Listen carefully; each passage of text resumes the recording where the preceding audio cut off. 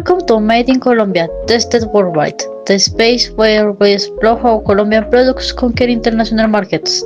I'm Gabriela here, and today we'll talk about a company that has taken Colombian specialty coffee to different corners of the planet, and is Gourmet AS. Hello, Gabriela. Thank you for this great invitation. Before talking about the situation in Europe, I would like to tell them a bit about our history and trajectory for the listeners. So, Andes Gourmet was founded in 2005 by siblings Valeria and Santiago Torres. The company was born with the mission of offering coffee that stood out not only for its flavor, but also for its story and the experience behind each bean.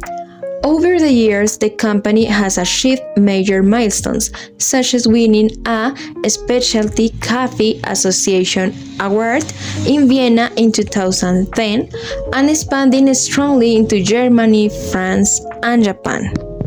But the landscape has shifted. In the last semester, the company suffered a 20% drop in international sales, especially in Europe. Today we'll discuss challenges and possible solutions with an exceptional panel of guests. To begin, let's hear from Helen, Andes Gourmet's representative. Tell us, Helen, how did this situation come about? And well, as you mentioned, we are currently facing a drop in our international sales. Indeed, 60% of our exports are concentrated in Europe. In 2022, we reached about 4,500 tons of coffee exported, but in the last semester this dropped to 3,600 tons. This is due to two factors. First, the entry of Asian competitors with very low prices and the growing pressure for European buyers for sustainability certifications, such as Fairtrade or Rainforest Alliance. Europe remains a strategic market, but we need to adapt quickly. Thank you for those figures. Now, in the section 2 in global market perspective, I would like to give the floor to our experts in coffee and international trade. Daniela, how do you interpret the situation in the global market? What Andes Gourmet is facing is part of the water trend. The market is becoming increasingly competitive and segmented. On the one hand, new Asian players attack with low price. On the other, European consumers prioritize sustainability and traceability. Market research showed that over 70% of customers in Europe prefer certified products. If a brand doesn't adapt, it loses bargaining power in negotiation with international distributors. The key here is to read market signals carefully, strengthen networking, and understand the cultural diversity of the customers. Very interesting. In the section 3 solutions through innovations, let's move on to our expert in innovation and international marketing. Geraldine, what solutions do you see as viable for Andes Gourmet? Thank you, Gabriela, for inviting me to this podcast. I see three important things to focus on. First of all, sustainability certifications as a strategic necessity.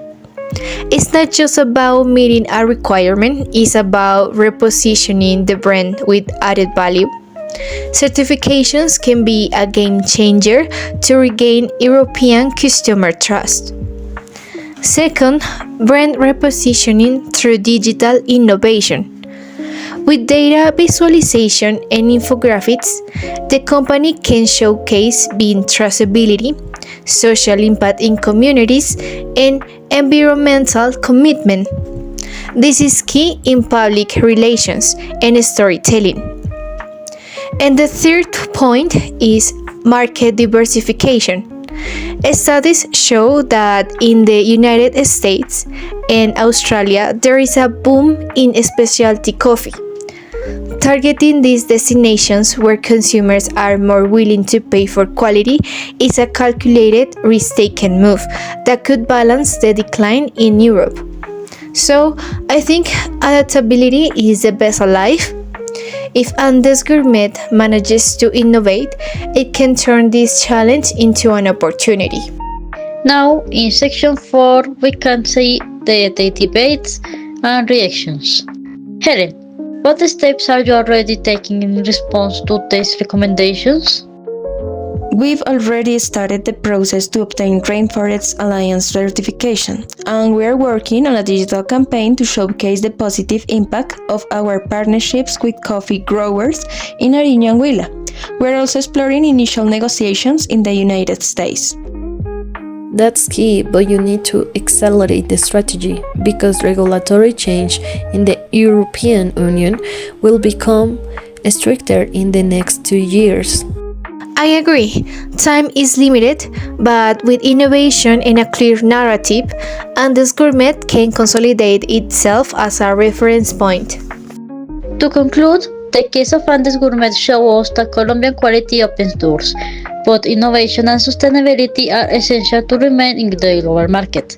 We thank our guests and you, our listeners, for joining us in this episode of Made in Colombia Tested Worldwide. See you in the next chapter, where we'll explore how digitalization is transforming cocoa exports in Latin America.